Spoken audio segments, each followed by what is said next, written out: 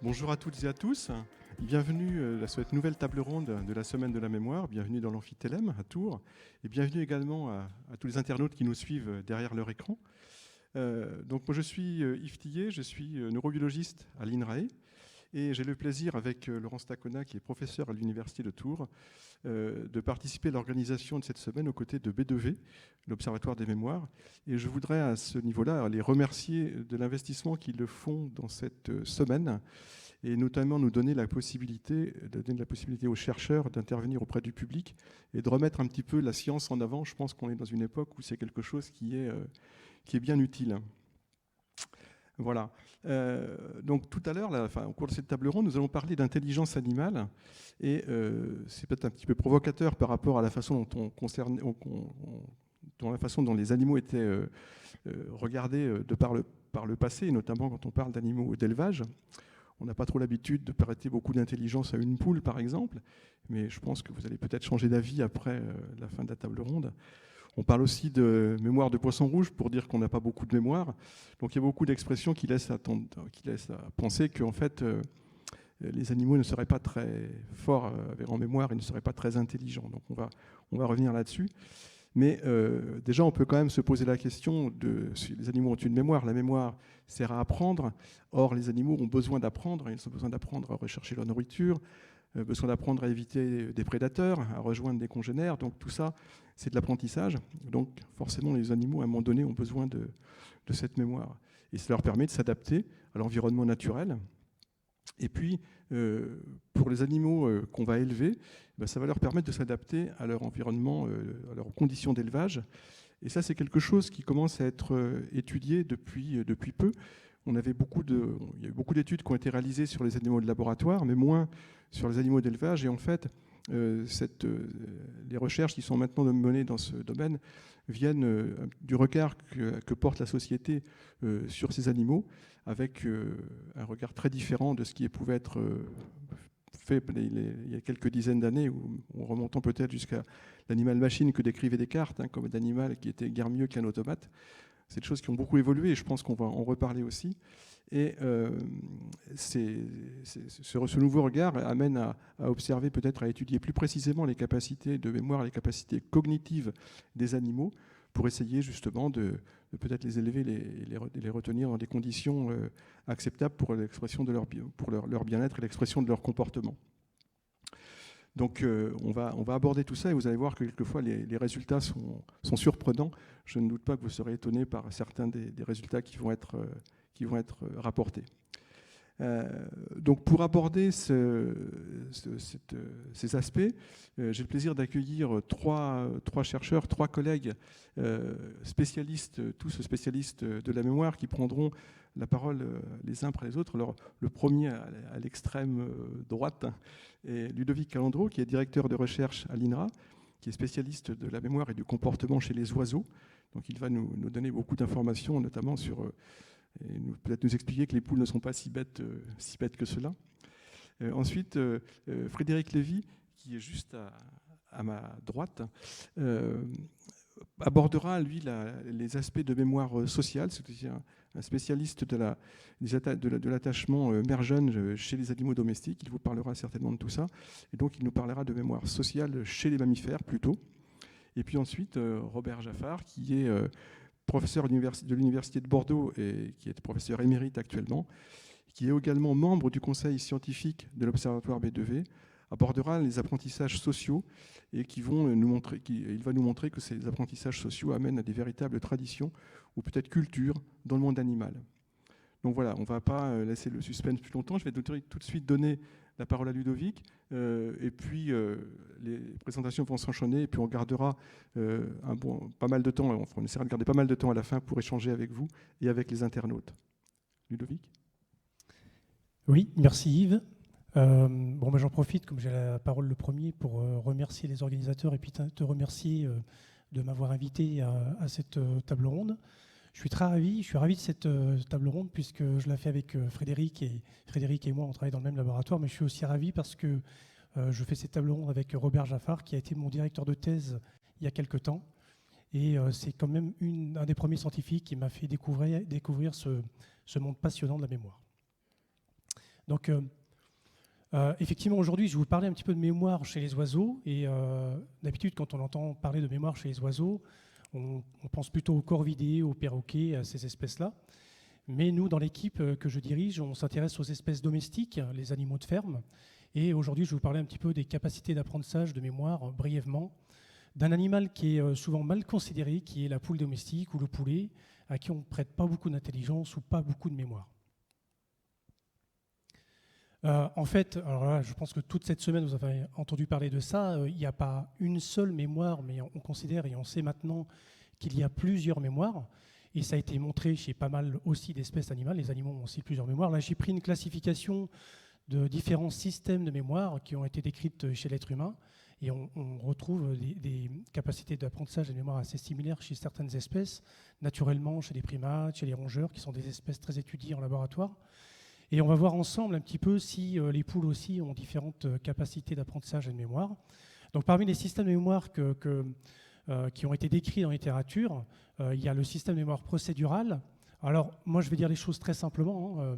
La mémoire procédurale, on va dire que c'est une mémoire très simple, basée sur des apprentissages très simples comme des conditionnements. Donc vous voyez bien que là, c'est quelque chose d'assez simple comme apprentissage. Et puis il y a d'autres formes de mémoire un peu plus complexes qui supposent que l'animal va être capable de mémoriser, d'avoir un contenu mental, si on peut dire ça comme ça, beaucoup plus riche. Et c'est ce qu'on va trouver dans la mémoire sémantique et surtout dans la mémoire épisodique. Et puis il y a aussi une autre forme de mémoire dont vous avez entendu parler dans la session précédente, dans l'intervention précédente, la mémoire primaire ou mémoire de travail, qui est la capacité qu'on a à mémoriser en temps réel des informations, à les manipuler en temps réel. Et on va voir si ces oiseaux ont ce type de mémoire. Alors, en ce qui concerne les animaux, d'une manière générale, et la mémoire procédurale, là, je pense que vous serez tous d'accord pour dire que oui, les animaux, et la plupart des animaux, y compris une poule, ont des capacités de mémoire procédurale. Par exemple, le dressage, typiquement, est basé sur des apprentissages très simples avec des consignes où l'animal doit répondre à une consigne pour, par exemple, obtenir une récompense. Alors nous, en laboratoire, on ne peut pas faire ce type d'expérience. On peut, mais disons que ce n'est pas très contrôlé. On va faire ça dans des environnements plus contrôlés. Je vais essayer de vous montrer un petit peu les tests qu'on peut utiliser pour aller étudier, par exemple, la mémoire procédurale chez la poule domestique. Donc on construit des tests comme celui que vous voyez devant vous. Là, donc c'est un dispositif qui est basé avec un écran. L'écran permet de diffuser des images. On peut aussi envoyer des sons si on le souhaite. Et on va demander à la poule de comprendre une consigne très simple qui, en l'occurrence, on va faire apparaître un rond noir sur l'écran. Et à l'endroit où ça apparaît, la poule doit comprendre qu'elle doit piquer, elle doit apprendre à piquer la zone de l'écran où le rond noir apparaît. Et si elle fait ça, elle aura alors une récompense qui lui sera délivrée dans le petit trou que vous voyez à la base du dispositif. Donc on a des petites vidéos pour vous présenter un peu les choses. Hop, je vais couper le son. Donc évidemment, avant d'arriver à ça, même si c'est un apprentissage simple, il y a énormément d'étapes de familiarisation, d'habituation, puisque au départ, la poule, quand elle voit l'écran, elle ne comprend rien. Enfin, c'est tout à fait normal, ce n'est pas dans son monde habituel. Et donc vous voyez là que, alors je ne sais pas si on voit bien, mais donc voilà, les petits ronds noirs apparaissent à différents endroits de l'écran. Et donc elle est parfaitement capable de piquer de manière très sélective, très spécifique, la zone de l'écran où est présent le petit rond noir. Et nous, on va mesurer ça et on va bien montrer qu'elle a parfaitement compris et appris donc ce type d'apprentissage. Donc vous voyez qu'elle en est parfaitement capable. Maintenant, est-ce qu'une poule est capable de mémoriser des informations en temps réel et de les manipuler dans sa mémoire? Ce qui paraît déjà quelque chose d'un peu plus élaboré. Et c'est par exemple l'utilisation de ce qu'on appelle la mémoire de travail ou la mémoire primaire. Eh bien, actuellement, là, vous êtes en train de m'écouter et il y a beaucoup d'informations là, dans votre mémoire. Et donc, éventuellement, vous êtes en train d'utiliser cette mémoire primaire ou cette mémoire de travail. Donc, nous aussi, en laboratoire, on peut étudier si une poule est capable. Évidemment, on ne peut pas lui parler ou lui poser des questions. Donc, on va élaborer des tests spécifiques pour essayer d'étudier cette capacité qu'aurait la poule à mémoriser des informations en temps réel et éventuellement à les manipuler dans sa mémoire.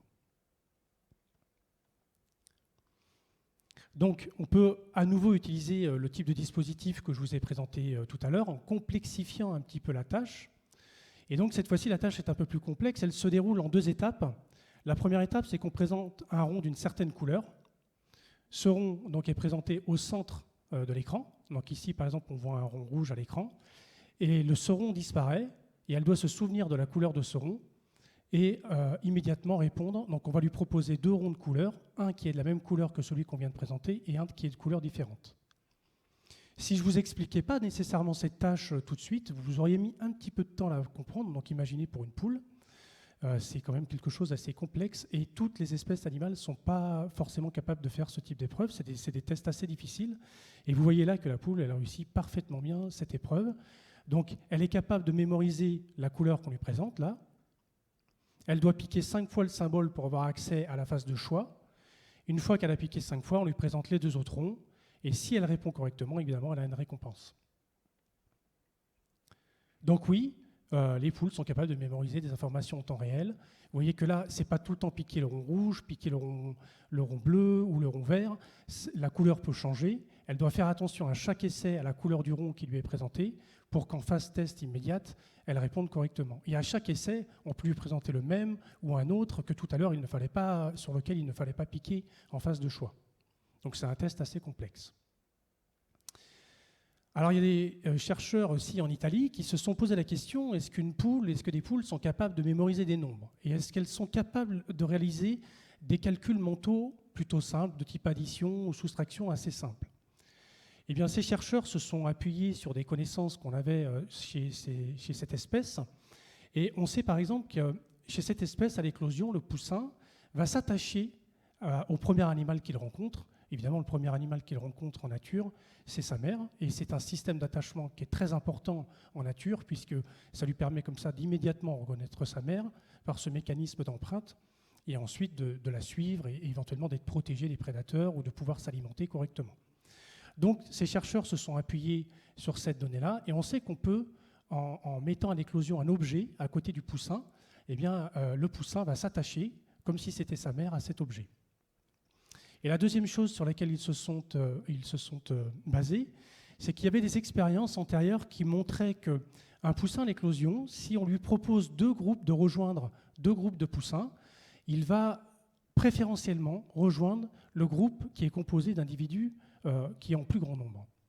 En fait, c'est assez logique, là aussi, en termes adaptatifs, puisque le poussin à l'éclosion ne peut pas réguler sa température, et en fait, c'est mieux pour lui d'aller rejoindre le plus grand groupe, puisque du coup, il sera un petit peu plus protégé, et il pourra un peu plus bénéficier de la chaleur du groupe, pour réguler sa température. Donc sur cette base, sur ces connaissances-là, notamment, ils ont élaboré, des chercheurs italiens, donc c'est le groupe de Valortigara en Italie, ils ont élaboré un test chez le poussin pour voir s'il était capable de mémoriser des nombres et éventuellement de faire des calculs type addition ou soustraction. Donc ils ont élevé des poussins, comme je vous l'ai dit, avec des petits objets d'empreinte, qui sont des, je ne vais pas faire de pub, mais enfin c'est des petits œufs chocolatés. Et donc vous voyez que là, avec un petit fil transparent, ils déplacent un objet derrière un écran, donc là, derrière l'écran de droite. Ensuite, donc les expérimentateurs recommencent. Donc là, il y a 2 objets qui sont derrière l'écran de droite. Ce sont des objets d'empreinte. Donc le poussin a envie d'aller les rejoindre. Maintenant, on en est rendu à 3.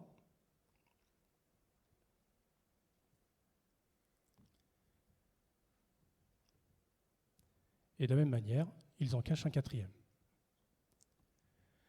Alors pour compliquer un petit peu l'épreuve, évidemment, ils en cachent aussi derrière l'autre écran. Donc là, il faut bien comprendre que le poussin ne voit plus le nombre qui a été placé d'un côté ou de l'autre. Et pire encore, je ne veux pas raconter toute l'expérience, mais ils se sont amusés aussi à déplacer d'un écran à l'autre les objets qu'ils avaient cachés derrière l'écran. Et les résultats de cette expérience montrent que, je ne sais pas si vous avez fait attention, mais là, il y a 3 objets d'empreinte à droite, et il n'y en a que 2 à gauche, et le petit poussin se dirige assez spontanément vers l'écran qui contient le plus d'objets d'empreinte. Et c'est ce qu'ont montré leurs études, c'est que préférentiellement, évidemment, ils ont fait plein de groupes contrôle, ils ont fait les expériences gauche, droite et tout ça, tout a été contrebalancé, et ils ont montré ainsi qu'un poussin à l'éclosion possédait la capacité de faire des calculs mentaux très simples de type addition ou soustraction, évidemment, sur des nombres assez faibles. J'ai encore un petit peu de temps pour une dernière vidéo. Ouais. Dernière vidéo, donc là, l'idée c'est d'essayer d'illustrer un petit peu mais à quoi ça sert l'apprentissage et la mémoire chez les animaux. Ça sert énormément, ça sert à plein de choses bien sûr, mais une des fonctions aussi importantes, et ça a été dit dans l'intervention tout à l'heure là, précédente, une des fonctions des apprentissages et de la mémoire, c'est de permettre aux animaux et aux êtres humains de s'adapter aux situations qu'ils rencontrent. Et donc ça, on peut aussi faire des tests contrôlés chez des animaux pour voir si effectivement ils sont capables d'utiliser ce qu'ils ont appris pour s'adapter à une situation nouvelle dans laquelle ils peuvent utiliser ce qu'ils ont mémorisé. Et donc on a conduit des expériences, là cette fois-ci ce sont chez des poulets, dont on pense quand même qu'ils ne sont pas bien intelligents. Et donc le principe de l'expérience, il faut que je stoppe un petit peu la vidéo, c'est qu'on va présenter aux poulets, là vous voyez qu'ils rentrent dans une cellule, là dans cette petite pièce, et puis il y a un tube opaque, et à l'intérieur, on a mis de la nourriture. Donc, on va les entraîner par essais successifs et tout, parce qu'évidemment, je vous montre le film à la fin, là, quand l'animal a appris, mais il faut faire par étapes. Et petit à petit, on va lui apprendre, c'est assez simple, qu'il y a de la nourriture cachée dans le tube opaque. Il ne voit pas la nourriture, mais il y en a à l'intérieur. Donc, le poulet est parfaitement capable d'apprendre à contourner le tube, aller à l'extrémité pour aller récupérer de la nourriture. Donc ça, c'est la première partie de l'apprentissage. Et ensuite, on va voir s'il est capable de se servir de ce qu'il a appris dans cette première partie d'apprentissage, où le tube était opaque, dans une situation nouvelle. Et donc le test qui peut être fait chez pas mal d'espèces animales, et c'est un test qui a été beaucoup fait pour évaluer l'intelligence animale.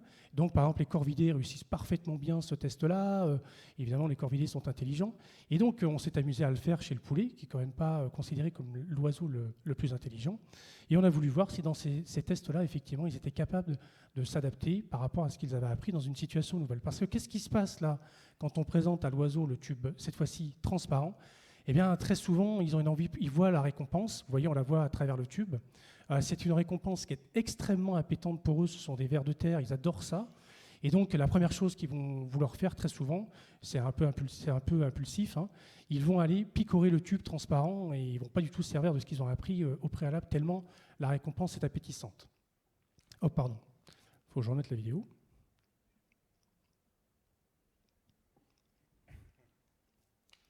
Donc là, on a la phase d'entraînement que je vous ai expliquée avec le tube opaque.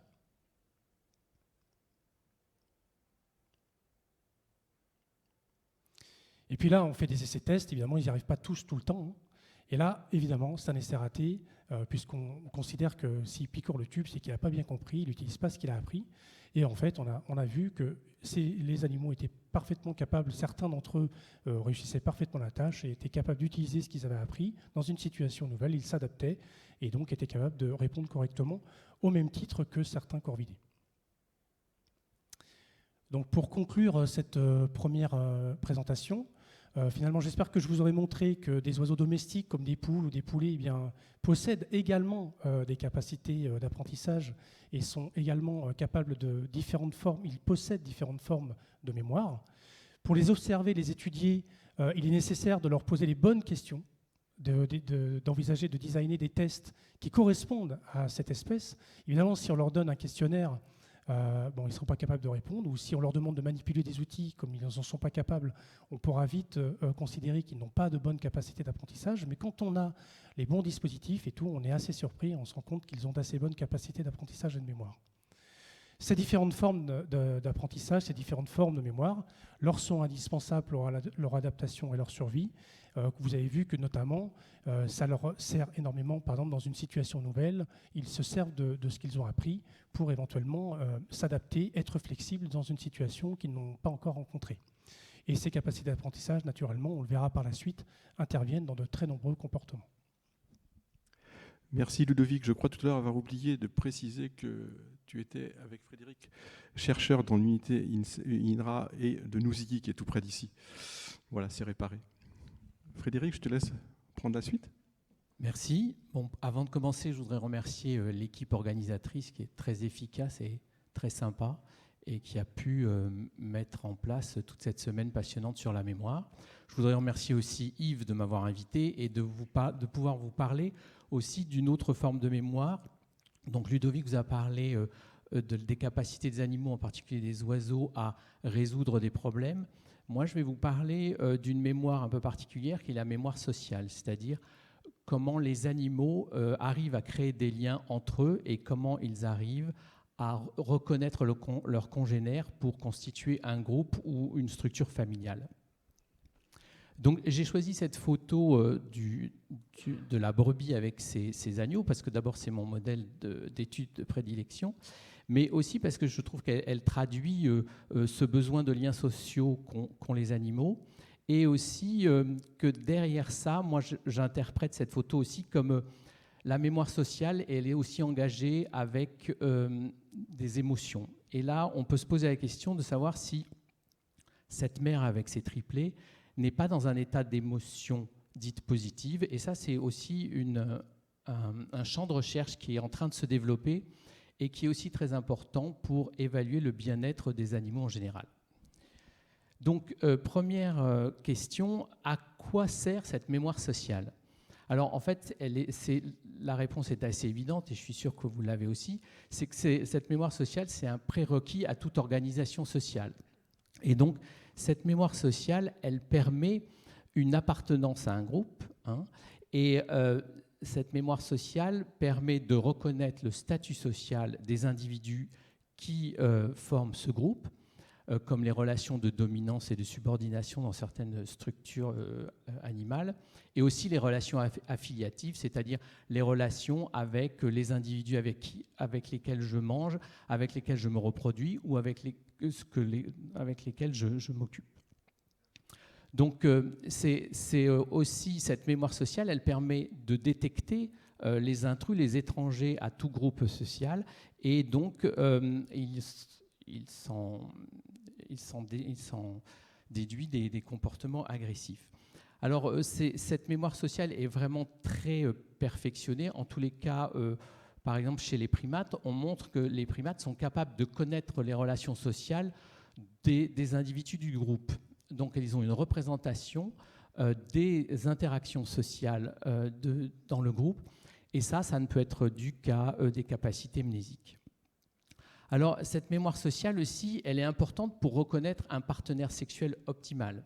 Quand je parle de optimal, c'est-à-dire que le partenaire sexuel doit être dans un état physiologique adapté, c'est-à-dire que pour une femelle, elle doit être en œstrus, que ce partenaire sexuel soit en bon état de santé, et on a des exemples dans la littérature qui montrent que, par exemple, des femelles rongeurs sont capables de reconnaître des mâles parasités et ne vont pas s'accoupler avec ces mâles parasités, mais avec des mâles en bonne santé. Bien sûr, c'est aussi cette mémoire sociale permet d'éviter l'inceste, donc de reconnaître avec qui on est affilié, et aussi d'éviter la consanguinité, puisque la consanguinité peut avoir des effets délétères sur la survie de l'espèce. Il y a aussi chez les mammifères, alors il n'y a que 5% des espèces qui sont monogames chez les mammifères, contrairement aux oiseaux où il y a 90% des espèces qui sont monogames. Donc chez les mammifères, il y a 5% d'animaux qui sont monogames, et il y a des exemples de mémoire sociale qui durent très très longtemps, puisque par exemple là j'ai une photo d'un chien de prairie qui forme un lien avec son partenaire toute sa vie, et donc si le partenaire meurt, l'animal ne se reproduit plus. Donc ça peut être une mémoire sociale qui dure très très longtemps. Alors aussi, la mémoire sociale permet de reconnaître ces jeunes pour la mère et de reconnaître la mère pour ses jeunes. Et ça, c'est très important qu'il y ait une vraie cohésion du lien mère-jeune. Pourquoi ? Parce que ça assure le bon développement du jeune et la survie du jeune. Et pour la mère, ça assure aussi la diffusion du patrimoine génétique. Alors là, je vous passe des photos de rongeurs. Ce sont des animaux qu'on appelle nidicoles, puisqu'ils construisent un nid. Et il n'y a pas de distinction individuelle des petits. C'est-à-dire qu'il n'y a pas une mémoire individuelle du jeune. En revanche, chez des espèces comme les ongulés ou les mammifères marins, on observe que ces mères sont capables de reconnaître de façon tout à fait individuelle leur jeune. Donc ils apprennent les caractéristiques individuelles du jeune et après ne vont prodiguer des soins qu'à ce jeune. Alors je veux vous montrer un petit exemple chez la brebis qui vous montre qu'est-ce que ça veut dire que de savoir reconnaître son agneau. Donc, ce que vous allez voir, c'est qu'on a mis en présence une mère avec un agneau étranger. Vous allez voir les comportements de la mère. Et puis après, on va mettre l'agneau familier et vous allez observer les comportements de la mère.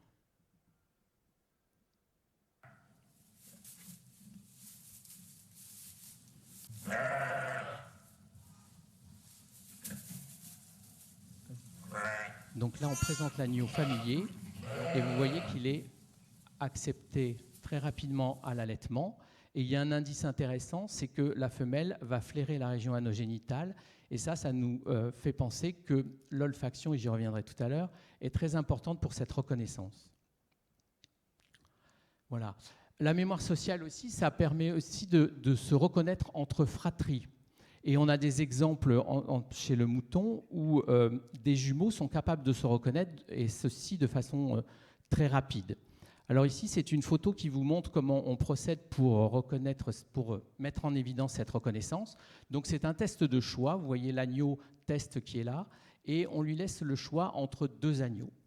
Et on a fait des expériences sur des jumeaux, et on montre que chez des jumeaux, le jumeau est capable de reconnaître de façon très facile et évidente son autre jumeau. Et vous voyez ici, dans ce graphe, il y a le temps passé près de l'étranger, donc c'est l'histogramme en noir, ou près du jumeau, l'histogramme en gris. Et vous voyez que ce jumeau passe 3 fois plus de temps près de son jumeau que chez un étranger. On a montré aussi, et de façon très intéressante, que ce jumeau même est capable de reconnaître son jumeau qui est séparé à la naissance et qu'il n'a pas vu depuis la naissance. Et donc ça pose des questions intéressantes sur la mémoire, et c'est peut-être, on peut imaginer aussi qu'il y a une mémoire utérine qui fait que les jumeaux ont un apprentissage utérin de cette mémoire familiale et sont capables de reconnaître leurs jumeaux, même s'ils n'ont pas été mis en présence à la naissance. Alors, cette mémoire est observable à partir de 7 jours de vie. Et alors, ce qui est assez intéressant, c'est qu'elle dépend de la présence de la mère. Si la mère n'est pas là, dans le cas où des agneaux sont élevés sans la mère, les jumeaux sont incapables de reconnaître leurs frères jumeaux. Et cette mémoire est retenue après au moins 5 jours de séparation. Alors, quelles sont les modalités sensorielles impliquées dans cette reconnaissance sociale? Alors, il y en a 3 types. Et la première, c'est la modalité olfactive qui permet une reconnaissance proximale, c'est-à-dire à courte distance. Et c'est une sensorialité qui est très répandue dans le règne animal et en particulier chez les rongeurs. Alors, ce qui est intéressant dans cette sensorialité, c'est qu'elle ne nécessite pas la présence de l'émetteur, puisque les animaux peuvent laisser des marques olfactives qui contiennent des informations du groupe ou individuelles, et ça permet de renseigner sur toutes ces informations. Bien sûr, il y a aussi l'audition et la vision. Donc, l'audition est assez intéressante parce qu'elle permet une transmission rapide et sur de longues distances, et aussi la vision qui permet bien sûr de pouvoir reconnaître en général le visage ou la face des animaux, mais aussi ça permet de transmettre des postures, comme par exemple une posture de soumission ou de domination. Et ces deux sensorialités concourent à la reconnaissance distale, c'est-à-dire les animaux peuvent se reconnaître à distance. Alors on va voir quelques exemples de ces types de reconnaissance et de ces types de mémoire finalement sensorielle. Alors la première, c'est, je voulais illustrer l'importance de l'olfaction dans la reconnaissance du partenaire sexuel mâle chez la souris. Et alors donc, en fait, c'est toujours des tests de choix qu'on fait en général. Là, on place une femelle au début du labyrinthe, et de chaque côté, vous avez un mâle ou une femelle. Et donc, dans un premier temps, les individus cibles sont anesthésiés pour éviter qu'il y ait un effet du comportement sur la reconnaissance, et on note le temps passé près de ces deux individus, soit le mâle, soit la femelle. Et ici, je vous ai représenté le temps passé près d'un mâle ou près d'une femelle. Donc vous voyez que la femelle est capable de reconnaître le mâle vis-à-vis d'une femelle, puisqu'elle passe plus de temps vers ce congénère qui est anesthésié. Mais en fait, on a le même résultat quand, au lieu de placer un congénère anesthésié, on met de l'urine de ces congénères. D'où d'où l'idée que les odeurs sont capables de transmettre des informations qui vont attirer la femelle vers le partenaire sexuel optimal. Alors, il y a aussi, donc je vous ai parlé de la vision, et là je vais prendre un exemple chez les ovins, parce qu'en fait on a découvert il y a une quinzaine d'années que les ovins ont des capacités de discrimination visuelle et de mémorisation visuelle assez incroyables. Et donc là, je vais vous montrer une expérience qu'on a faite où on a posé la question à des brebis de savoir s'ils sont capables de reconnaître des congénères qu'ils ne connaissent pas uniquement par des photos, de capables de les discriminer. Alors ici, vous avez un test de choix. En fait, on projette, vous voyez là et là, on projette des diapositives de congénères que vous voyez de vue frontale. Et on va récompenser un des visages de ces congénères, de telle sorte qu'on va essayer de voir si la brebis est capable de discriminer ces deux congénères. Et donc on fait 20 essais par jour, et au bout de 65 essais, vous voyez qu'on a 90% de choix corrects, c'est-à-dire que l'animal va choisir de façon quasi majoritaire le visage d'un congénère qu'il ne connaît pas, et donc ça c'est intéressant, au bout de 65 essais. On a demandé un peu plus, on les a un petit peu plus testés en leur demandant si, une fois qu'ils ont bien reconnu ces deux visages de face, est-ce qu'ils sont capables de reconnaître ces mêmes visages mais vus de profil. D'accord ?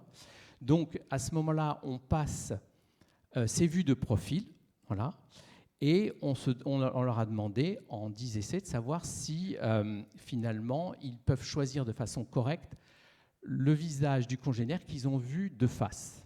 D'accord ? Et vous pensez quoi ? Que ça va marcher ? Oui.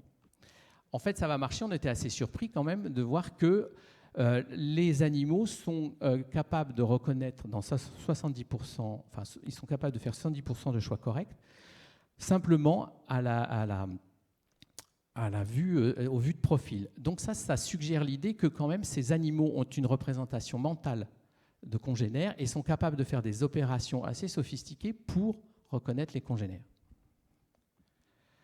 Et autre étude sur ces visages, la reconnaissance de ces visages chez les ovins, on a montré aussi que cette mémoire peut durer très longtemps, puisque ce n'est qu'après 2 ans de séparation que ces animaux oublient les phases de congénères pour lesquelles ils ont été récompensés. Donc des capacités discriminatives et une mémoire visuelle très importantes.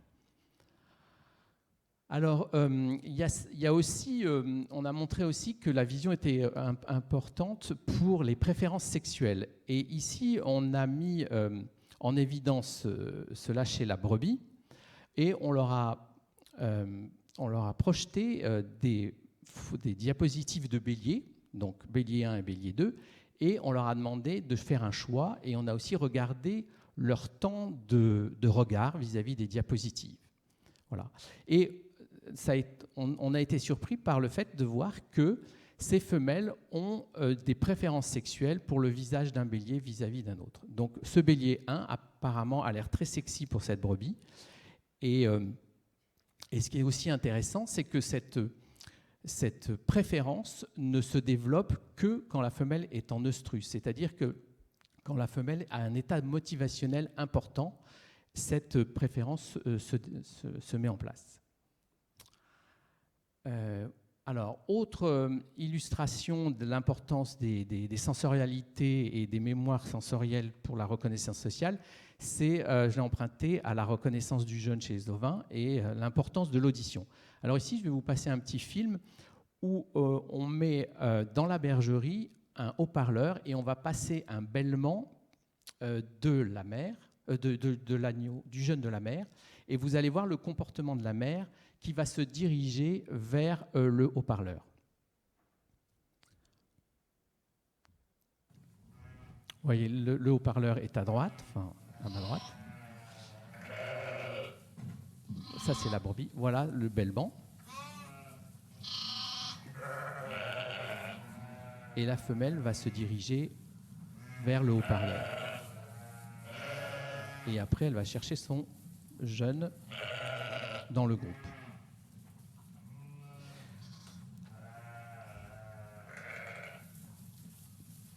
Et là, il y a le petit. Là.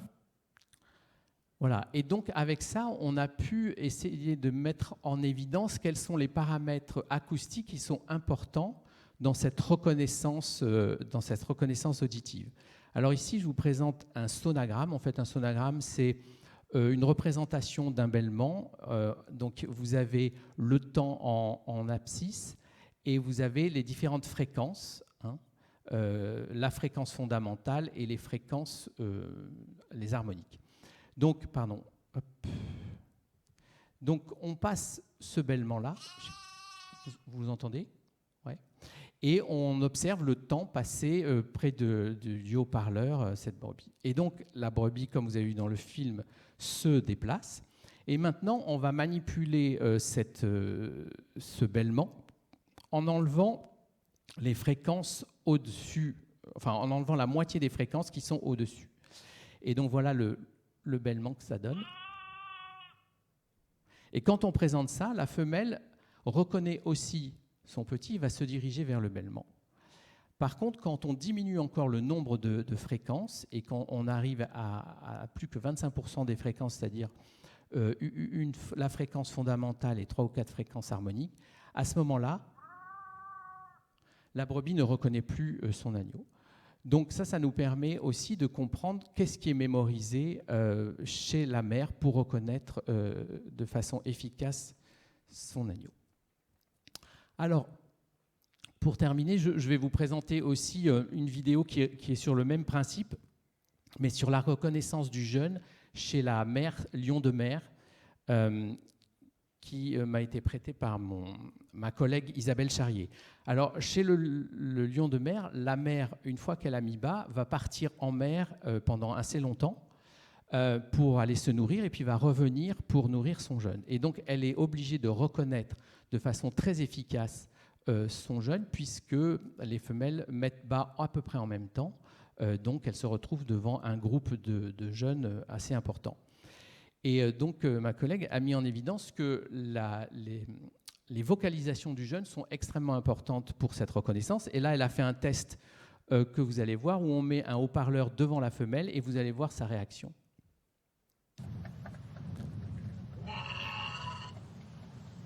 Donc, elle se dirige vers le haut-parleur, malgré que le petit soit à côté. Voilà. Donc, c'est le même type de test que chez la brebis. Et cette espèce a développé des capacités mnésiques absolument incroyables de cette reconnaissance vocale, puisque même 2 ans après le sevrage, la mère est capable de reconnaître encore les vocalisations de son petit. Voilà, donc en conclusion, j'espère vous avoir montré que la reconnaissance sociale nécessite l'apprentissage et la mémorisation des caractéristiques d'un groupe ou d'un individu, que ces caractéristiques sont multiples, elles font intervenir plusieurs canaux sensoriels.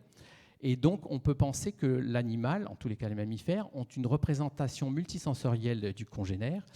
Et ce qui fait qu'on pourrait imaginer qu'il existe des transferts intermodaux de ces modalités, de ces sensorialités plutôt, et que, par exemple, il est possible d'associer la voix d'un individu à une image. Et donc, vous le faites couramment, mais je pense que les animaux, les mammifères en tous les cas, sont capables de faire ce genre de choses. Et d'un point de vue neurobiologique, on montre par exemple que les structures qui sont activées pour la reconnaissance de face peuvent être activées par exemple, les bêlements du même individu. Donc l'idée, effectivement, qu'il y a une image, une représentation mentale du congénère. Et donc tout ça pour dire que c'est important de connaître le monde cognitif social des animaux, pour en plus avoir une meilleure compréhension, une prise en charge du bien-être des animaux, qu'ils soient d'élevage ou d'ailleurs, parce que de mettre en évidence la valeur et l'importance des liens sociaux et la façon dont ils mémorisent les liens sociaux permet de comprendre un peu mieux et de mieux respecter les animaux. Je vous remercie et je vais passer la parole à Robert. Merci Frédéric. Donc, on est parti des oiseaux. On a vu chez les mammifères un certain nombre de choses, chez les mammifères surtout domestiques. Et on va maintenant voir d'autres aspects sur un nombre d'espèces un peu plus important, je pense un peu plus diversifié également, avec ce dont va nous parler Robert Jaffard. Alors, ce dont je vais vous parler, d'abord, je remercie Yves d'avoir organisé cette table ronde et de m'avoir invité à y participer. J'ai toujours été passionné par le comportement animal en général, et je vais vous parler d'un autre aspect de ce comportement animal, qui est l'apprentissage social, qui débouche sur des traditions, certains disent des cultures, mais je les mets entre guillemets, donc c'est chez ces animaux. À gauche, vous avez une photo d'un jeune suricate qui apprend à maîtriser des scorpions sans se faire piquer, et il est surveillé par sa mère qui lui sert d'enseignante, en fait, pour réussir l'opération. Puis à droite, de façon un tout petit peu plus simple, vous avez une souris qui est en train d'en observer une autre, qui apprend ce dont parlait tout à l'heure Ludovic, à savoir une mémoire procédurale appuyée sur un levier pour obtenir de la nourriture. Alors, cet apprentissage social, il repose sur l'observation ou une interaction avec d'autres individus, même espèce, même groupe, ou avec leur production. Je pourrais reparler de ça.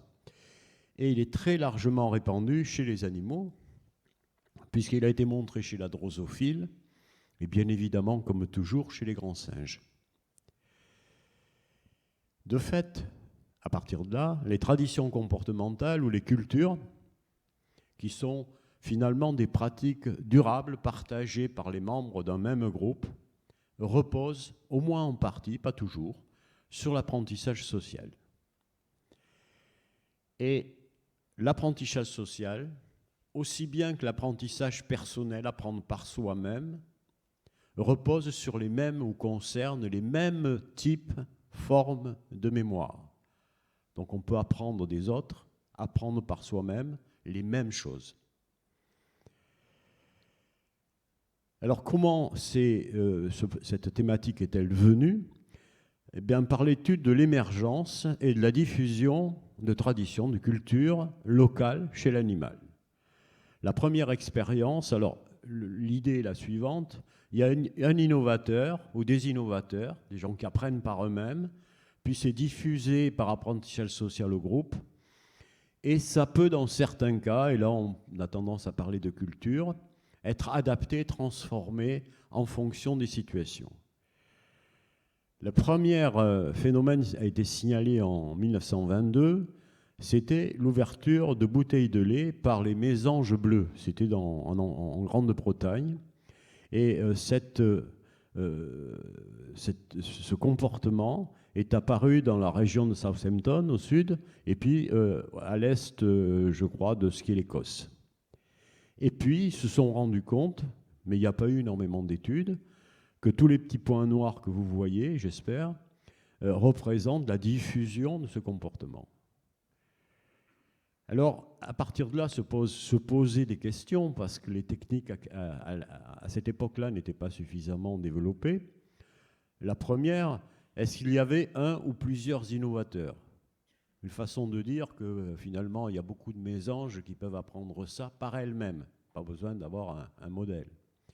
Deuxième question, au contraire, est-ce qu'il s'agit d'un apprentissage social intégral ? Ça veut dire qu'il y a un qui a appris et puis tous les autres, ils apprennent en regardant celui qui a appris ou en s'inspirant de celui qui a appris. Ou encore, troisième hypothèse, c'est on observe le résultat. Tiens, il y a des bouteilles de lait, je parle à la place des mésanges, il y a des bouteilles de lait qui sont décapsulées, comment je vais pouvoir faire pour les décapsuler ? Donc, j'observe et j'essaie de faire un apprentissage personnel pour parvenir au même résultat.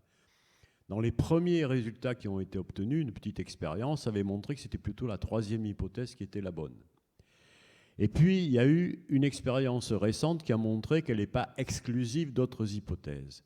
C'est une expérience qui repose sur la méthode des 2 actions. Je vous explique. Il y a un professeur, un démonstrateur, qui va être entraîné à déchirer ou à percer des morceaux excusez-moi, à percer des morceaux de métal léger. Donc le premier perce et déchire, et l'autre soulève les mêmes choses. Donc il y a 2 actions possibles, percer, déchirer ou soulever. Et puis chacun de ces professeurs, de ces démonstrateurs, a ses propres observateurs. Et la question qui se pose, est-ce que ceux qui ont observé percer et déchirer vont percer et déchirer? Est-ce que ceux qui ont observé soulever vont eux-mêmes soulever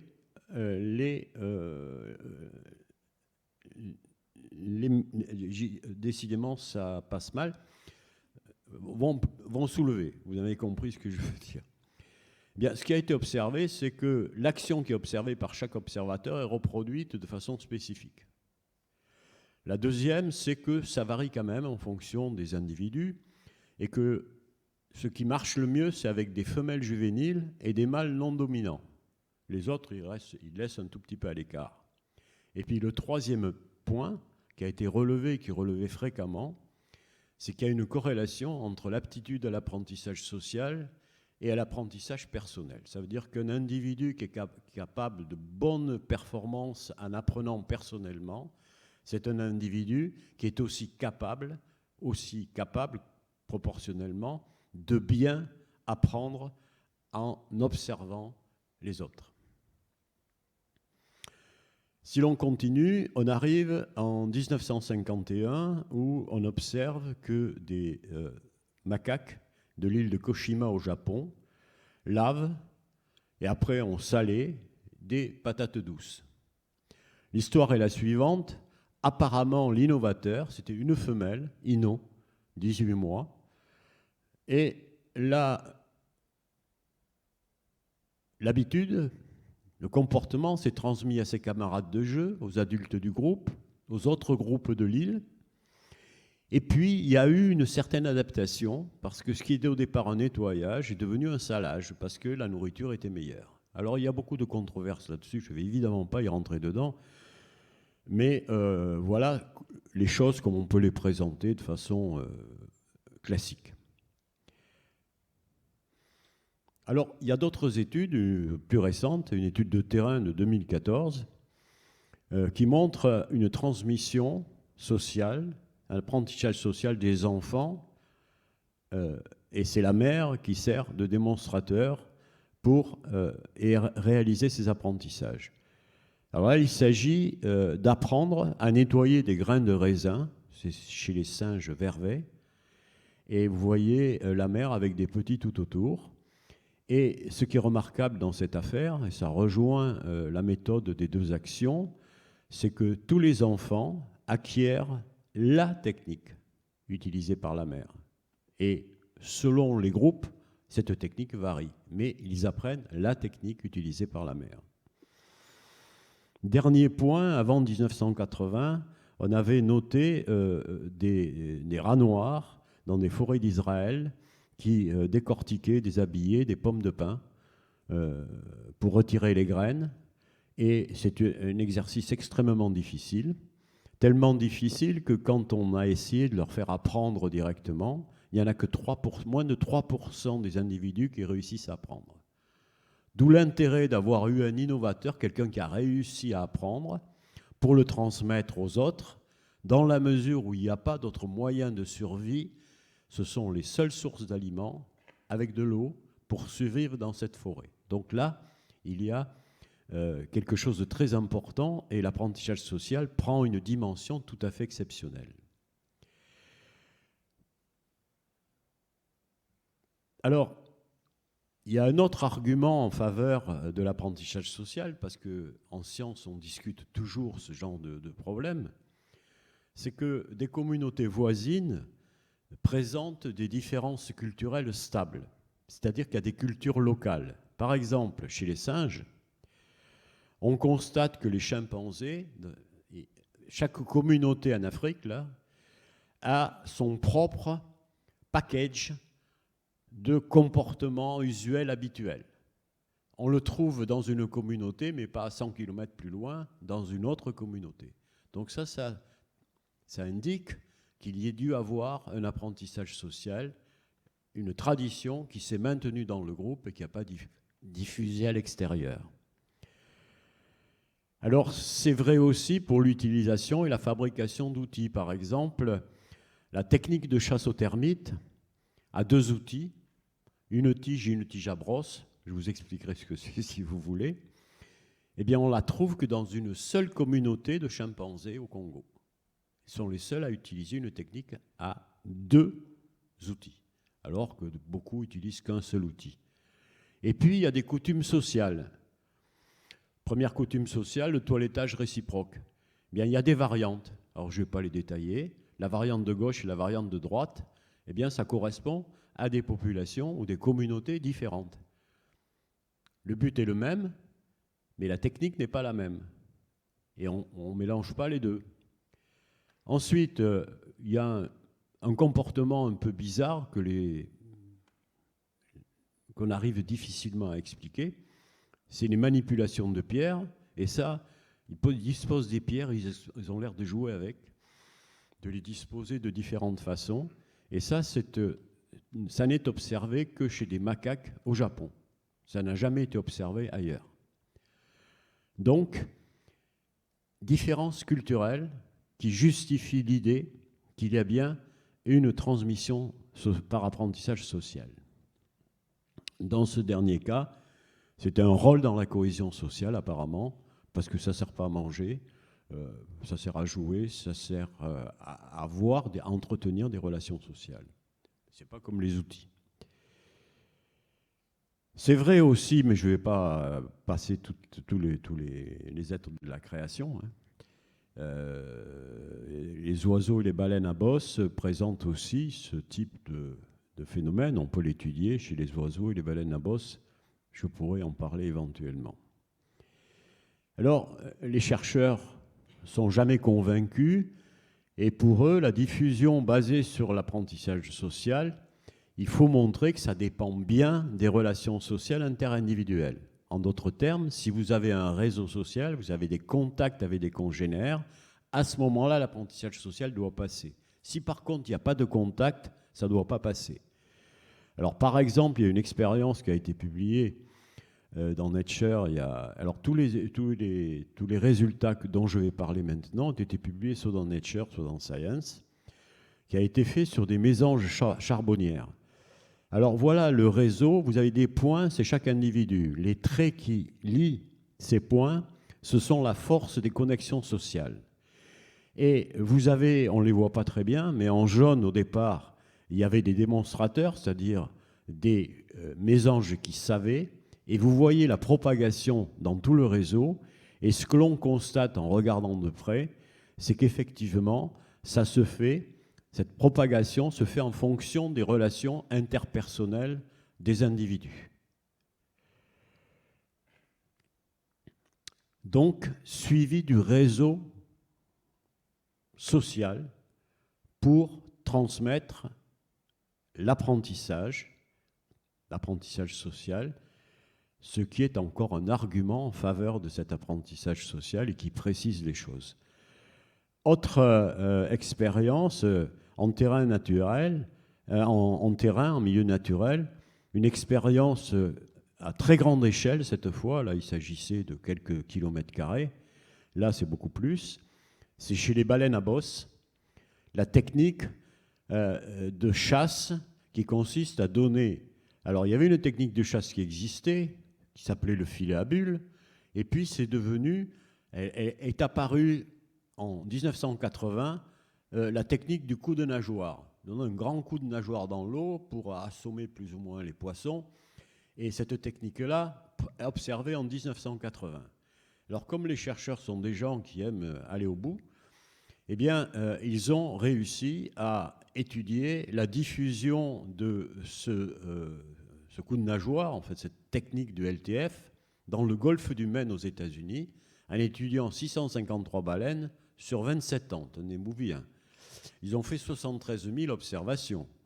Et ce que vous voyez au milieu, c'est l'observation de cette technique en bleu, observée plus de 20 fois, et vous voyez qu'à la périphérie, il n'y a pratiquement aucune observation. Donc ça a limité la diffusion de cette technique à une partie du golfe du Maine. Et ils ont montré aussi, dans cette publication de Science de 2013, que ça suivait les réseaux sociaux parce qu'ils étudiaient par les observations les contacts interindividuels entre telle baleine et telle autre baleine. Et quand il n'y avait pas de contact, il n'y a pas de diffusion, évidemment. Alors, même chose pour le chant des mâles. Le chant des mâles, il y a une innovation, un nouveau chant qui apparaît à un certain moment, et ça migre. Et le chant des baleines, ils ont étudié qu'il migrait vers l'est, dans le Pacifique Sud. Ça veut dire qu'il y a une série de ce qu'ils ont appelé, entre guillemets, des vagues culturelles indépendantes en fonction du chant qui a été initié par un ou quelques individus. Alors là, les flèches représentent, ça a été étudié sur de très longues distances pendant plusieurs années. Et là, vous avez sur 2 ou 3 ans des diffusions de ce type qui apparaissent, peu importe, on ne va pas rentrer dans les détails. À très petite échelle, je vais passer très vite, la fabrication d'éponges à eau, c'est des éponges, c'est des tiges qui permettent, avec une éponge, de prendre de l'eau et donc lorsque l'animal a soif, il réussit à récupérer de l'eau. Eh bien ça aussi, c'est une technique qui est apprise dans des petits groupes, sur quelques individus. Ça a été étudié dans une communauté en Ouganda. Pareil pour les outils pour pêcher les fourmis. C'est des techniques qui sont transmises d'un individu à l'autre par apprentissage social. Pardon ?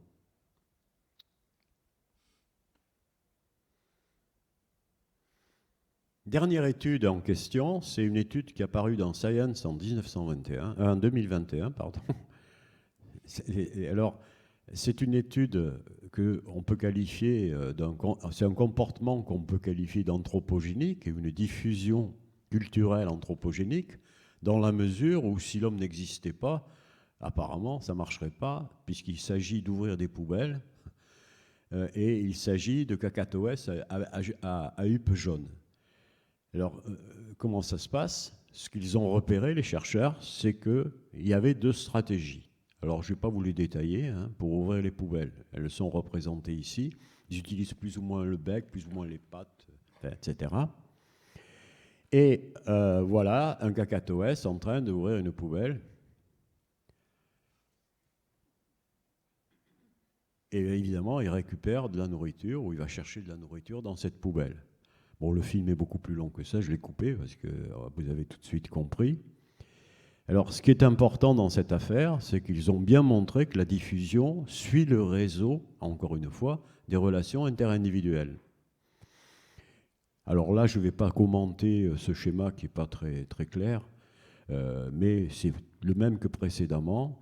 Vous avez des ouvreurs accomplis et puis d'autres qui commencent à apprendre. Donc il y a diffusion à d'autres.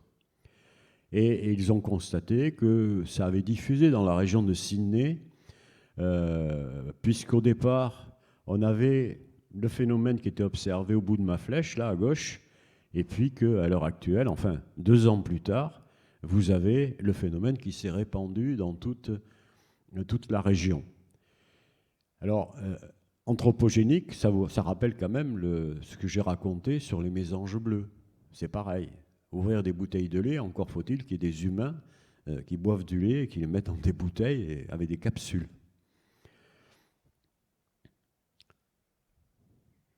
Stop me when you want. Non, mais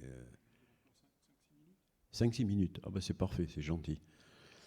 Alors, une autre façon expérimentale d'étudier ce type de phénomène, c'est de faire apprendre un individu que l'on sort du groupe, et on va le réintroduire dans son groupe pour voir comment ce qu'il a appris va diffuser. Alors ça a été fait sur des singes capucins. La technique est simple, on va apprendre un dominant, soit la technique A, soit la technique B, avec à peu près la même boîte. La technique A, il faut soulever un couvercle, la technique B, il faut le faire glisser. Puis on va réintroduire, alors ça on fait faire apprendre, c'est le dominant, hein. Par exemple dans le cas où le dominant a appris à soulever, ça va se diffuser à tous les membres de son groupe lorsqu'il va revenir. Hey, je reviens de la ville et puis je vais vous apprendre des tas de choses.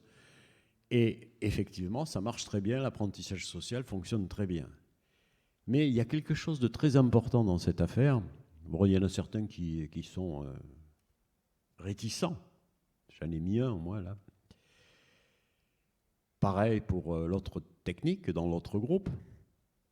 Mais quelque chose de très important, c'est que, comme ce n'est pas très compliqué pour des capucins, des singes capucins, certains découvrent et utilisent temporairement l'autre technique.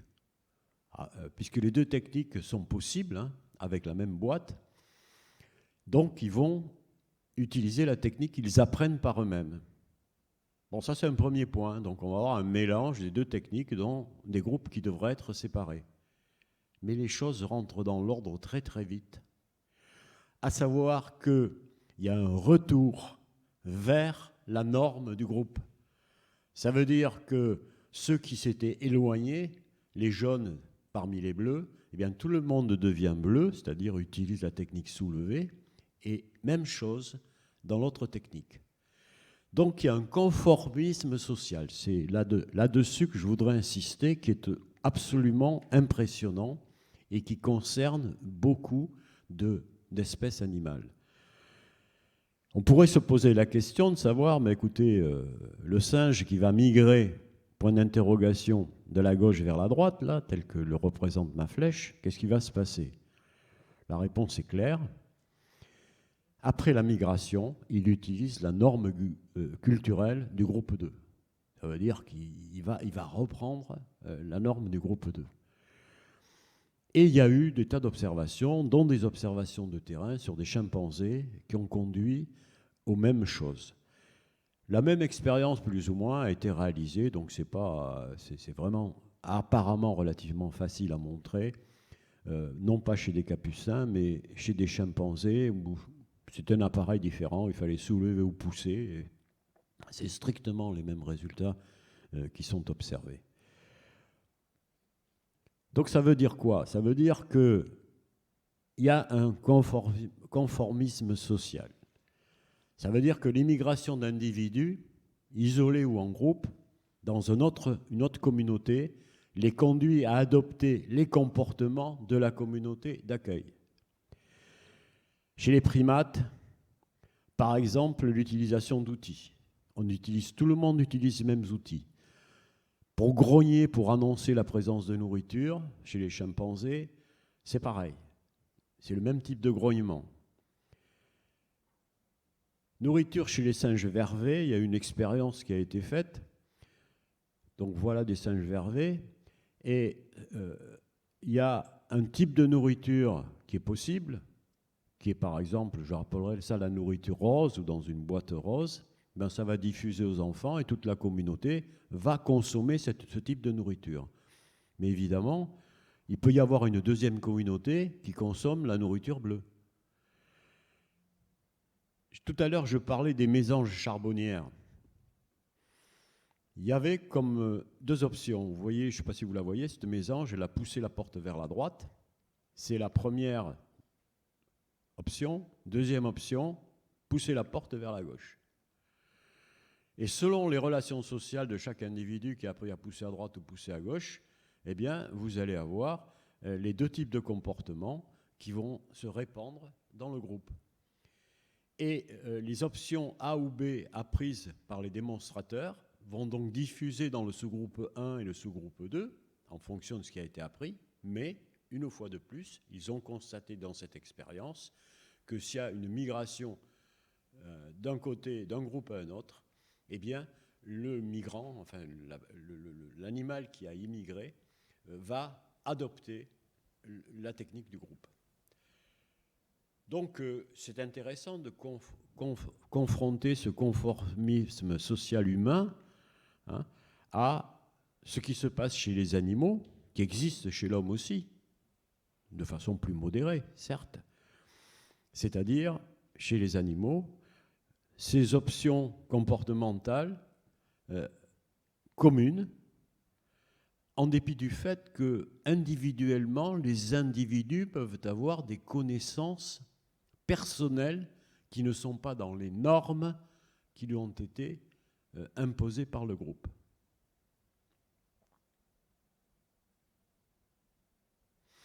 Bon, je voulais terminer, mais je pourrais en parler. Je termine là, j'en ai pour 30 secondes. Simplement, je ne vais pas le détailler, c'est qu'évidemment, ce type d'expérience, il peut être fait, il peut être étudié, on peut faire ce type d'expérience en laboratoire. Je reproduis ce que je montrais tout à l'heure, là. La souris qui observe l'autre en train d'apprendre à appuyer sur un levier pour obtenir de la nourriture qui descend dans le tube qui est à gauche, eh bien, elle ne va pas savoir le faire tout très vite, mais elle va avoir un bénéfice d'avoir observé le congénère. Il y a même des expériences qui ont été faites sur un test qu'on utilise, dont Guillaume Ferreira a parlé hier. C'est le test de la piscine de Maurice. Eh bien, il y a eu des expériences qui ont été faites qui consistent à placer l'observateur au-dessus pour lui permettre d'apprendre par observation. Donc, un apprentissage social. Chez la sèche, par exemple, il y a une expérience. Bon, c'est pas réussi à 100% parce que les pourcentages de réussite ne sont pas toujours chez ces animaux faciles à obtenus. Je prends une web-série de l'Observatoire des mémoires que j'ai eu le bonheur de réaliser avec Céline Klinger. Et vous avez un sous-marin qui se déplace et qui passe toujours au même endroit. Et vous avez des observateurs qui voient ce manège du sous-marin, c'est ce petit sous-marin de poche, enfin un sous-marin artificiel, enfin qui est piloté. Eh bien, les observateurs vont apprendre par observation que c'est plus la peine d'aller se reposer dans ce coin-là. Donc, ils n'ont pas besoin de faire l'expérience du sous-marin qui les dérange. Il suffit qu'ils observent le sous-marin en train de déranger les autres. Enfin, dernier point, on a parlé tout à l'heure, Ludovic a parlé de mémoire à court terme chez les poules. Eh bien, il y a une mémoire à court terme chez les chauves-souris. Et il y a une expérience qui a été faite dans laquelle, voilà le démonstrateur et l'observateur qui va démarrer, il suit le même trajet. Et cette expérience, bon, je l'ai choisie, mais ce qu'il y a de remarquable dans l'expérience en question, c'est que quand l'observateur regarde le démonstrateur se déplacer, dans son propre cerveau, il a des neurones qui codent le déplacement du démonstrateur. Donc, il code le déplacement du démonstrateur, et lorsqu'il se déplace lui-même, il a d'autres neurones qui codent son propre déplacement. Voilà. Donc j'ai terminé, j'ai un peu dépassé. Non ? Merci Robert, merci à tous les trois pour ces informations qui nous amènent, je pense, à penser un peu différemment par rapport aux questions de départ. On va prendre maintenant des questions dans la salle. J'imagine qu'elles doivent être nombreuses, ou également des questions posées par les internautes. Est-ce que quelqu'un veut poser une question, faire un commentaire là-haut ? Oui ? Moi, j'avais juste une petite question plutôt concernant la présentation de Frédéric Lévy au niveau des petits et des mères.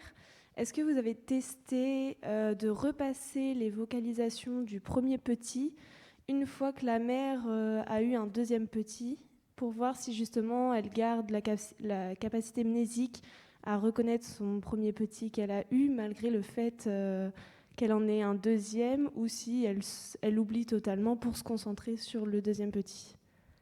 Alors non, on n'a pas fait cette expérience, mais on a fait l'expérience avec l'animal entier en fait. C'est-à-dire une fois qu'il y a le sevrage, on a séparé la mère du petit, donc le sevrage, et on a reposé la question à la mère 1 mois après, 2 mois après. Et en fait, à 1 mois, elle est capable encore de reconnaître son jeune, mais au bout de 2 mois, il n'y a plus cette préférence dans un test de choix. Donc il semble que cette mémoire ne dure pas longtemps, hein, et elle est remise à zéro à chaque mise bas, à chaque parturition. Mais donc chez le lion de mer, on montre que, par exemple, la reconnaissance auditive peut durer 2 ans, par exemple, après le sevrage. Donc ça dépend des espèces, mais ça, je ne peux pas vous répondre pour le mouton. Hélène, une question ? Oui, je veux bien. D'abord, je veux dire que c'était passionnant, vraiment passionnant de vous écouter. J'avais une question concernant la transmission. Alors, il y en a eu plein d'exemples, en particulier dans la dernière intervention de Robert, de transmission de techniques, savoir entre congénères d'un même groupe. Il me semble avoir entendu, mais comme je ne suis pas du tout spécialiste du domaine, voilà, il me semble avoir entendu que ces techniques, ce savoir peut se transmettre en dehors de congénères de même groupe, dans des espèces différentes. Est-ce que si on mettait le macaque du Japon, qui a l'habitude de faire ces espèces de jeux, on ne sait pas trop d'ailleurs l'interpréter avec les pierres, avec un capucin par exemple, est-ce que le capucin se mettrait lui aussi à entasser ces pierres, ou est-ce que c'est complètement farfelu d'imaginer que cette transmission se fasse entre espèces ? Je crois que ces interactions donc interspécifiques, tu veux dire, enfin en dehors des groupes interspécifiques, elles existent, mais elles sont basées sur des relations tout à fait différentes. Ce n'est pas des relations de coopération, c'est souvent des relations de méfiance, de défiance qui existent. En particulier, il y a eu des expériences, quand vous avez des expériences, une expérience qui a été faite sur les singes capucins par Franz de Waal, qui montre, donc, qui interagit, où l'expérimentateur interagit avec ces singes capucins. Eh bien, le jeu consiste à donner des jetons à 2 singes qui sont dans deux cages contiguës, et en échange, lorsqu'ils rendent ces jetons, on leur donne une récompense. Et dans cette expérience-là, la récompense pour l'un était toujours des grains de raisin, et pour l'autre, toujours des tranches de concombre qui ne sont pas vraiment délicieuses. Et on voit à la fin de l'expérience le singe capucin frustré. On a parlé d'un sens de l'équité, qui va balancer les tranches de concombre sur l'expérimentateur. Il va se mettre en colère, carrément, et il balance les tranches de concombre sur l'expérimentateur parce qu'il n'a pas eu ce qu'il voulait. Une autre expérience d'interaction aussi avec le milieu, j'ai des vidéos là-dessus, hein, mais bon, on ne va pas perdre de temps. Je pense que si vous avez compris, ce n'est pas la peine de les utiliser. Une autre expérience que j'ai beaucoup aimée, c'est le fait que des corbeaux, par exemple, vont regarder un endroit où ils peuvent avoir de la nourriture, mais en utilisant une position un tout petit peu... ils sont obligés de prendre une tige pour pénétrer à l'intérieur d'un tube et retirer de la nourriture. Ils sont très forts pour faire ça. Le problème, c'est qu'ils observent que juste à l'endroit où se trouve le tube, de temps en temps, il y a un gros gourdin qui arrive, et donc c'est dangereux. 2 solutions, deux situations. S'ils constatent que ils peuvent attribuer ou donner une cause au mouvement de ce gourdin, ils vont y aller sans être trop méfiants. Et pour connaître la cause, eh bien simplement, on va faire passer une personne, un humain, qui va passer à côté du tube, qui sort de derrière la toile à travers laquelle il poussait, et à ce moment-là, ils y vont sans trop se méfier.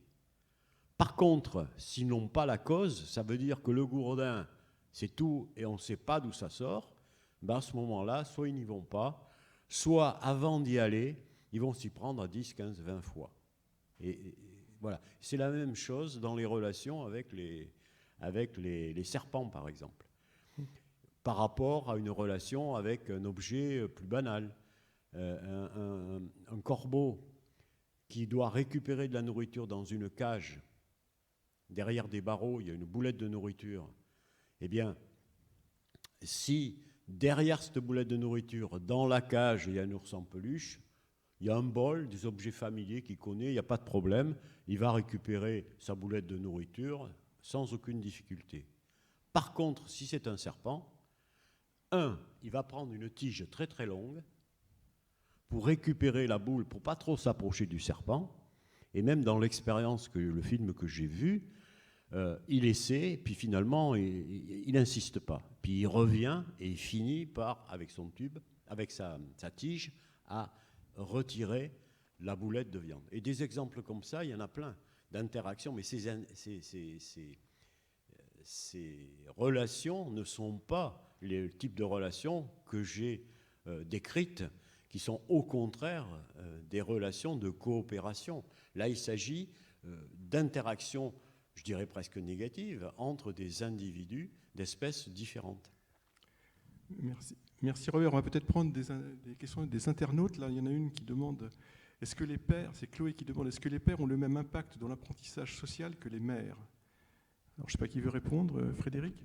Moi, je veux bien commencer par répondre. Alors, comme je vous ai dit, chez les mammifères, il n'y a quand même que 5% des espèces qui sont monogames et biparentales. Et donc, les exemples ne sont pas nombreux, mais certains rongeurs, quand même, chez certaines espèces de rongeurs, le père s'occupe déjà des petits et donc va aider la mère à mettre bas et va l'aider à nettoyer ses petits et aussi à favoriser l'allaitement en rapportant les petits au nid.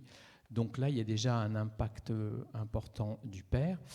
Il y a aussi, chez les primates d'Amérique du Sud, ouistiti, tamarin, sont des animaux qui sont biparentaux. Et le père participe énormément aux soins des jeunes. Et par exemple, il paraît que les pères amènent les petits vers la mère pour qu'ils soient allaités. Donc on peut imaginer que toutes ces relations sociales avec le père sont aussi importantes pour l'apprentissage des codes sociaux. Alors après, je n'ai pas d'exemple en tête. C'est évident que chez les oiseaux qui sont, eux, biparentaux en majorité, c'est évident que le père joue un rôle important, ne serait-ce que pour l'apprentissage du vol ou l'apprentissage de la chasse. Quelqu'un veut compléter? Merci Frédéric. Oui, je ne sais pas. Non, mais à la rigueur, je viens juste confirmer ce que tu dis, c'est-à-dire qu'effectivement, chez les oiseaux, il y a pas mal d'exemples où le père participe, comme la mère, à la couvaison, par exemple. Et là, il y a effectivement l'apprentissage social du père qui est plus important. On a une autre question dans la salle avant de reprendre une question d'internaute. Est-ce qu'il y a des cas de déclin cognitif, voire même d'Alzheimer, donc chez les animaux, et peut-être plus particulièrement chez les grands singes? Chez les grands singes. Je ne sais pas si on a des informations à ce sujet. Je pense qu'après, c'est peut-être la réponse qui peut être difficile à mesurer et appréhender pour caractériser le déficit de mémoire comme étant... En expérimentation, on a des modèles animaux génétiques, des animaux qui sont génétiquement modifiés pour, lorsqu'ils atteignent un certain âge, avoir des dépôts de plaques amyloïdes, enfin toute la pathologie, la neuropathologie de la maladie d'Alzheimer, accompagnée de troubles de la mémoire. Donc ça, c'est des modèles qui sont très utilisés.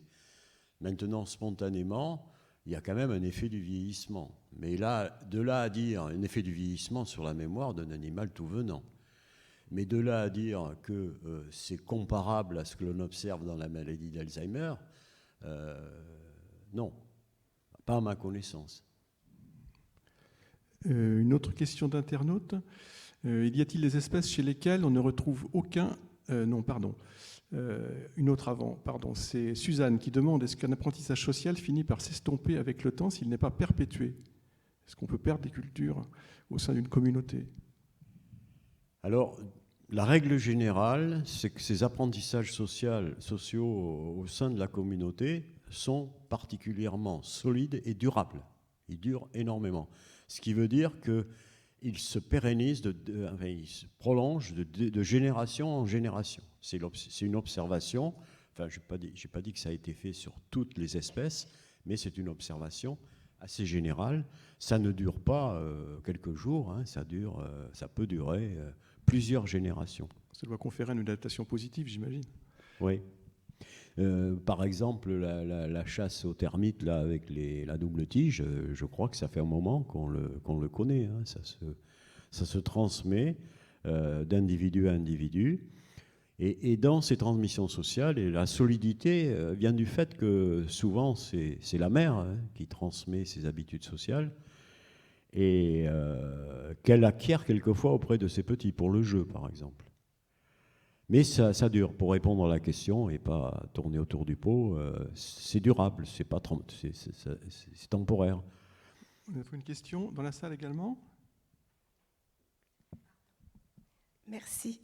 Ma question était à peu près la même que madame, donc je ne la reposerai pas, merci pour la réponse. Mais j'avais une autre question. Par exemple, chez la poule, c'était très, très intéressant de voir le comportement de cette poule.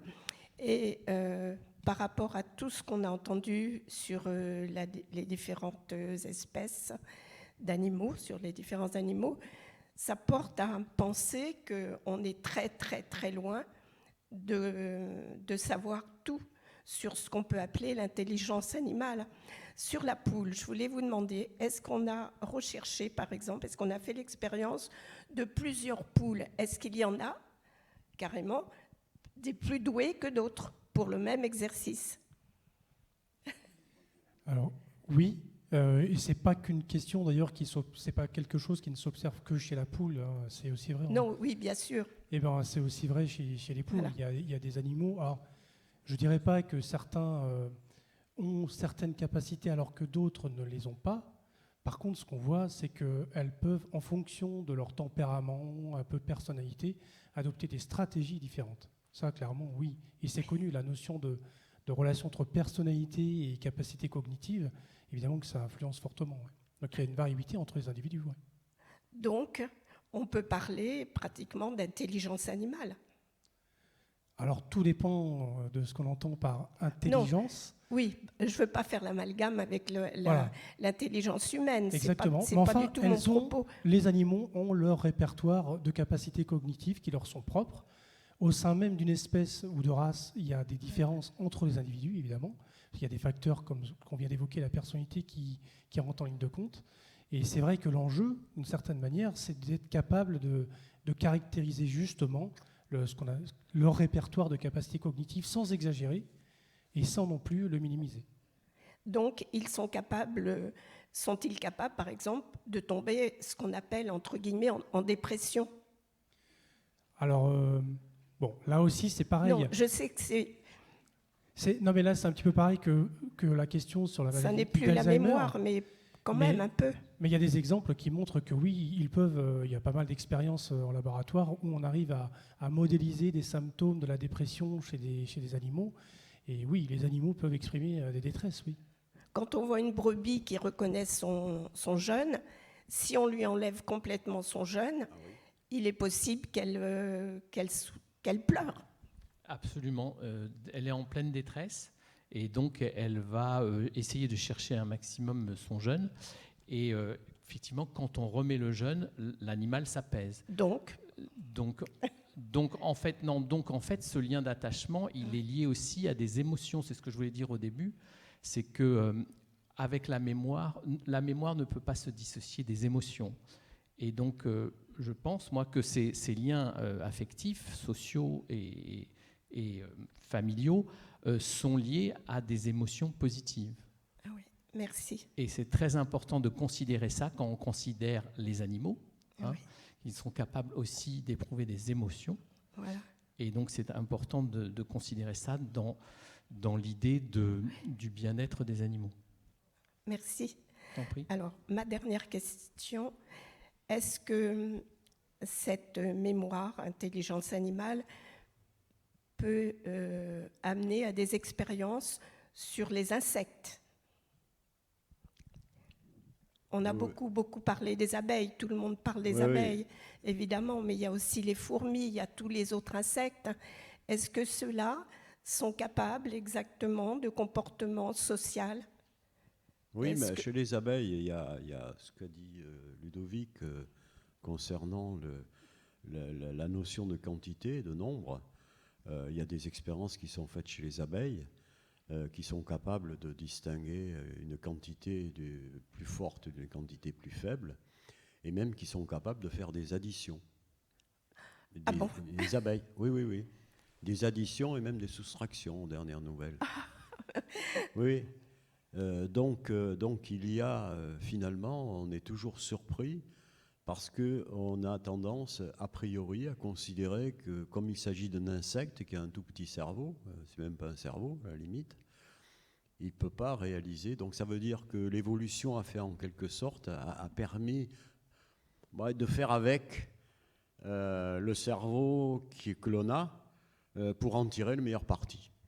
Moi, je crois que c'est une façon de voir les choses qui est très juste parce qu'on est toujours surpris. Tout à l'heure, Ludovic parlait de la mémoire de travail, la mémoire à court terme. Eh bien, chez les abeilles, ça marche aussi. Au lieu d'avoir une cible, une couleur et choisir la même couleur, chez les abeilles, on leur installe à l'entrée d'un labyrinthe, enfin d'un couloir dans lequel elles vont voler. À l'entrée, il y a un signal, par exemple, avec des raies verticales. À l'arrivée, elles doivent choisir entre des raies verticales, des raies horizontales, et elles choisissent les raies verticales. Et si je peux me permettre, elles comprennent aussi les concepts de en dessous, au-dessus, et supérieur ou égal, ou inférieur.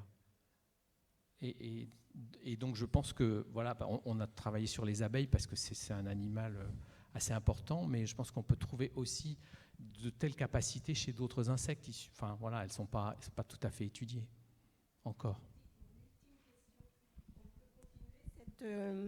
C'est toutes ces observations dans des livres que vous avez écrits, je suppose. Non, moi, alors, ce qu'on peut peut-être conseiller, c'est les bouquins de Frans de Waal, je pense. Oui. Frans de Waal est un auteur qui a écrit un certain nombre de livres grand public récemment, et vous pouvez trouver ça assez facilement en librairie. Frans de Waal est un chercheur belge, je crois, d'origine belge, qui est aux États-Unis. Et donc qui a fait une littérature tout à fait intéressante et accessible au grand public. Si on tape vos noms sur des recherches, on trouvera vos recherches également. Vous tapez Frans de Waal, pour ce qui me concerne, vous ne trouverez pas grand-chose. Non, mais Frans de Waal, le livre que je vous conseille de Frans de Waal, c'est « Sommes-nous trop bêtes pour comprendre l'intelligence des animaux ?» Voilà, je pense qu'on va... Excusez-moi parce que je vois l'heure qui tourne. Il y a encore pas mal de questions sur Internet qui nous arrivent, peut-être encore dans la salle, mais je pense qu'il faut conclure. Moi, j'aurais tendance à dire que par rapport à la question posée, quelle est l'intelligence des animaux, et quand on regarde la façon dont les animaux étaient traités il y a quelques dizaines d'années avec l'animal machine de Descartes, et qu'on voit ce que peuvent produire les recherches sur ces différentes espèces, celles que ça a été proposé, je pense qu'on peut dire qu'on a fait quand même un grand pas en avant, et que c'est plus tout à fait ça, et qu'on donne une autre dimension à l'animal, qu'il soit l'animal sauvage, l'animal d'élevage ou l'animal de compagnie. Donc on va arrêter là. Je vous remercie d'avoir participé à cette conférence. Je remercie également les internautes, et je suis vraiment désolé pour ceux pour qui on n'a pas pu prendre les questions. Je remercie également mes trois collègues, nos trois intervenants qui sont venus nous parler de tous ces beaux résultats. Et puis, je voulais juste vous dire que la semaine de la mémoire n'est pas terminée après cette table ronde. Donc, à 19h, il y a à nouveau une autre conférence qui va traiter des relations entre les troubles de la mémoire et les pertes auditives. Comment les pertes auditives peuvent amener à des troubles de la mémoire, qui sont actuellement des sujets tout à fait intéressants et aussi très étudiés. Donc voilà, on en a terminé. Merci beaucoup et bonne continuation dans cette semaine.